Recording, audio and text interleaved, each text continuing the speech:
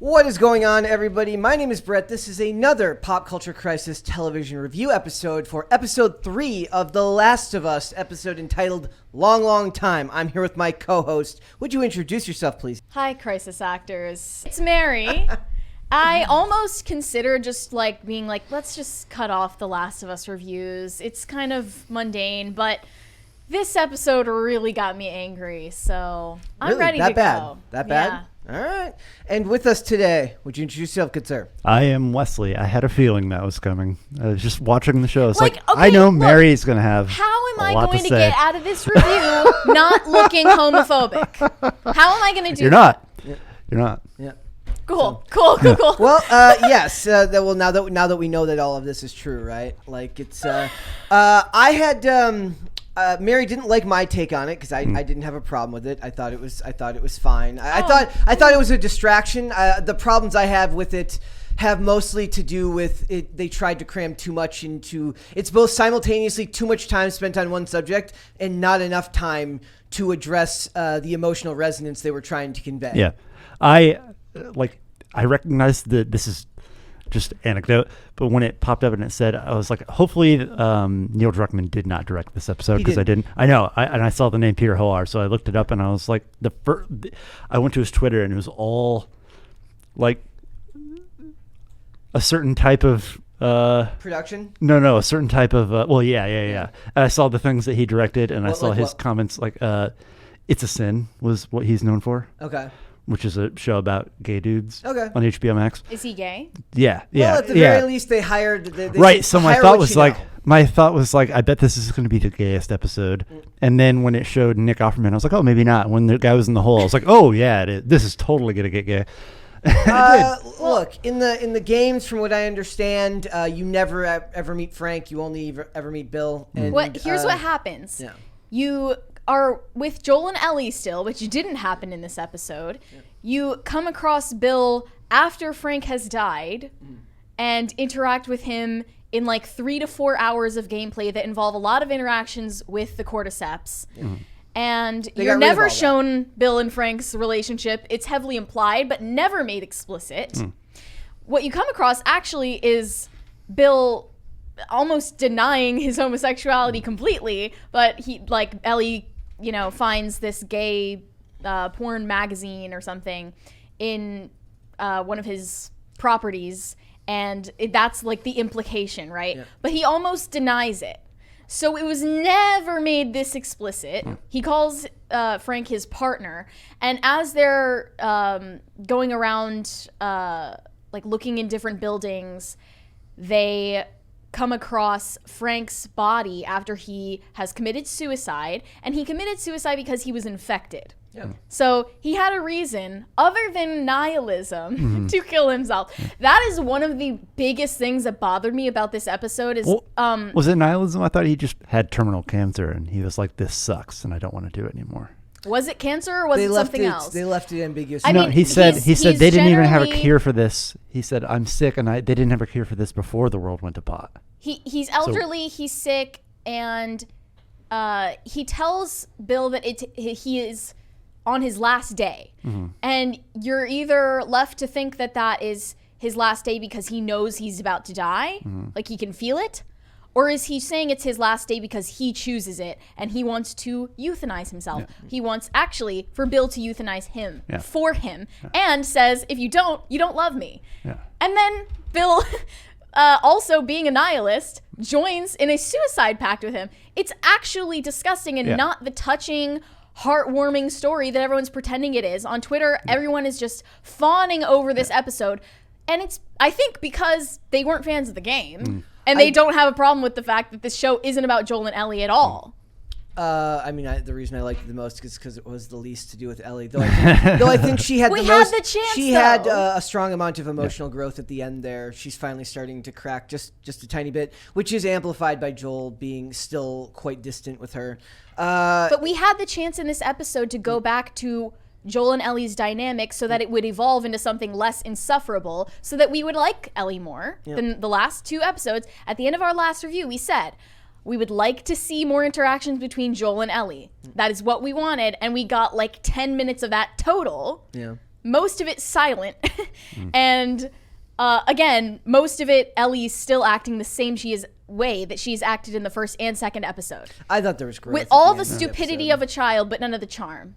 I thought she had the last part of the episode, maybe, yeah, you could see some change there, but you could have used this entire hour, what was it, hour 15. Yeah, it was long. To work on that relationship and that dynamic, which is the focus of the show, by the way. I can't stand it when these writers' rooms, they get distracted and they don't remember what the show is about. It's just like with Velma. It's not about a murder mystery anymore. It's not about solving a mystery. It's about like feminist philosophy. You're getting distracted. Like, go back to square one. That is what I wanted to see, is Joel and Ellie. That's what the game is about, Joel and Ellie. And when you interact with Bill, if we want to add Bill in the series to stay true to the events of the game, as Neil Druckmann said, it would be in interactions with Joel and Ellie after Frank died.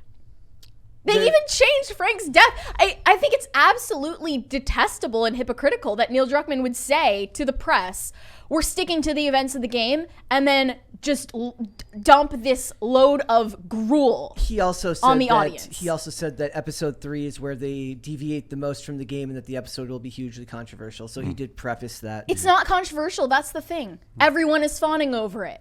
Everyone on Twitter is like, oh, I bawled my eyes out. It was so touching. It was so heartbreaking. I'm devastated. Crying over it. Like, they're literally being, like, they are bawling their eyes out over it and loving it because they aren't fans of the game, because they don't care about watching Joel and Ellie.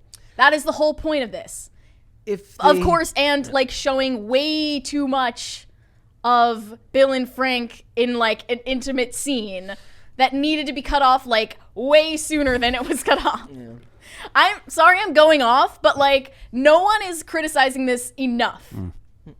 I can criticize it for false emotional, like as much as I enjoyed it, they wanted it to be 100 times what it was, and there just wasn't enough time. Oh my gosh, the melodramatic violin music, like I couldn't. The music was a big problem. Stand it. The music was manufactured and fake. So everything you say, I agree with to an extent.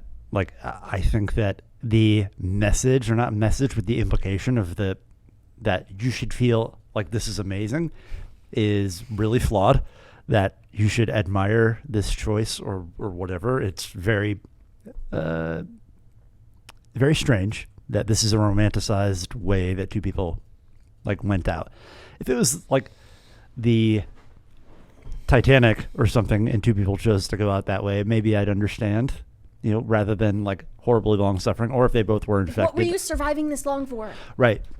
And it wasn't, it was just like, oh, this is getting hard now, like, for Frank. Like, okay, deal with it. Like this whole time has been hard. This last 20 years has been hard. What's the difference now? Right. Like, if it wasn't like horribly painful cancer, which they didn't show, like if they had pushed him more into like suffering, they didn't. He seemed the exact same, just in a wheelchair. Right. He was acting like totally coherent, normal, totally healthy. He had his motor skills. Like, right. Like, I would understand at that point if you're like, oh, I need my motor skills to survive. Like, it's not modern, like, comfortable time now. But if he was like, oh, every day I have to go through this or we're going to die and now I can't do it, I would somewhat understand the idea of like, okay, I don't want to go out painfully. I want to go out easily in my sleep. Would totally understand. And you could have the debate about it, be like, oh, is that like a moral decision? Like, maybe it is. But in that one context. But this was like, hey, their lives are awesome. They eat great food every night. They read, they paint, they play piano. And he's like, I have to take 3 pills every day. Can you kill me? Like what? That's you have to what I'm saying. You have to pick it's a big like round one, a blue one, and a modern yellow one. nihilism in a time when you're supposed to believe that the world ended in 2003. And that's another thing.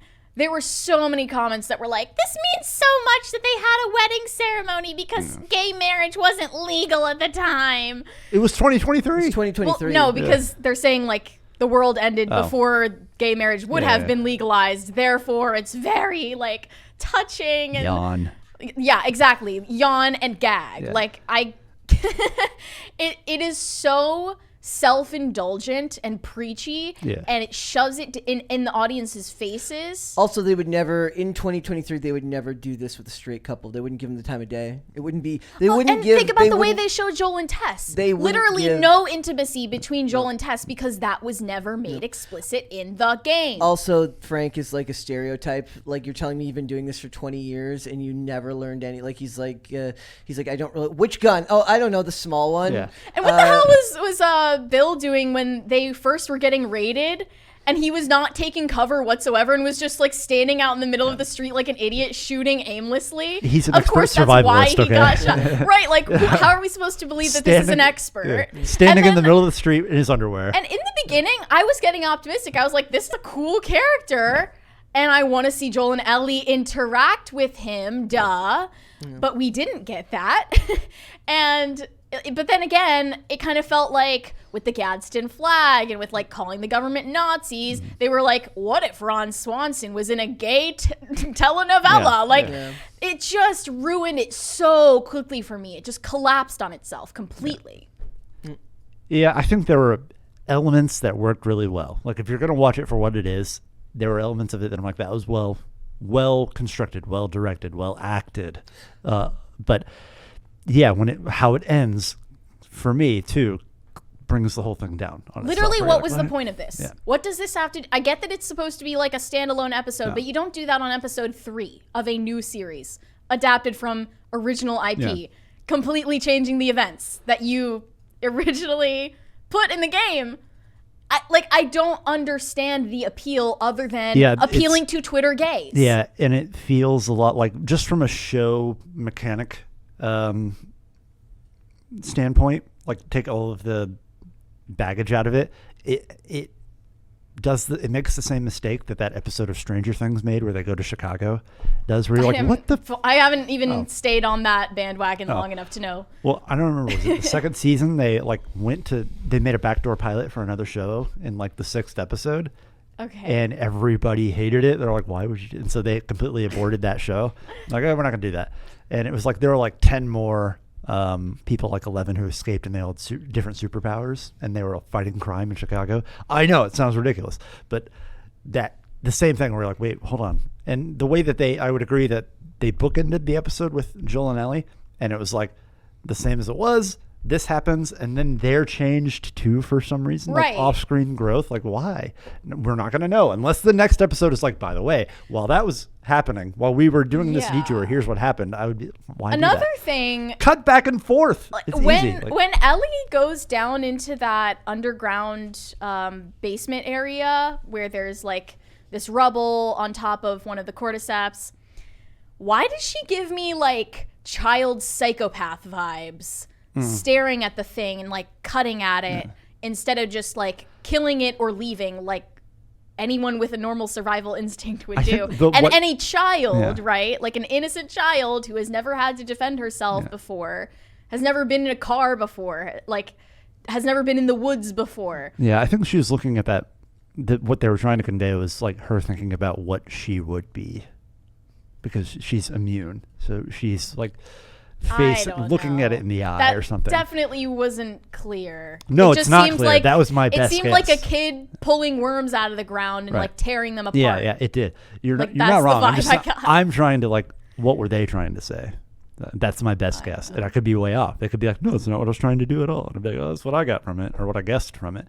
But there was a slight improvement in her dynamic with Joel toward the end. But this could have been made. It was completely the same. Yeah, this could have been made. This entire episode could have been made where they're with Frank or Bill the whole time, and it's flashing back, so you have those elements of why he is the way he is now. Why has he changed from when Joel met him? You want to explain some things. Couldn't afford Nick Offerman for more than a couple of episodes, I'm sure. Yeah. The one thing that annoyed me, as much as I did enjoy this episode, is I didn't like Neil Druckmann's explanation for why they changed it from the game, being that his claim is basically that they had to use subtlety in the game because otherwise it would be hugely controversial. In 2013, from Naughty naughty dog. Well, not explaining that really what people appreciate is subtlety, and that what you're doing now is well, just Ellie is gay in the game.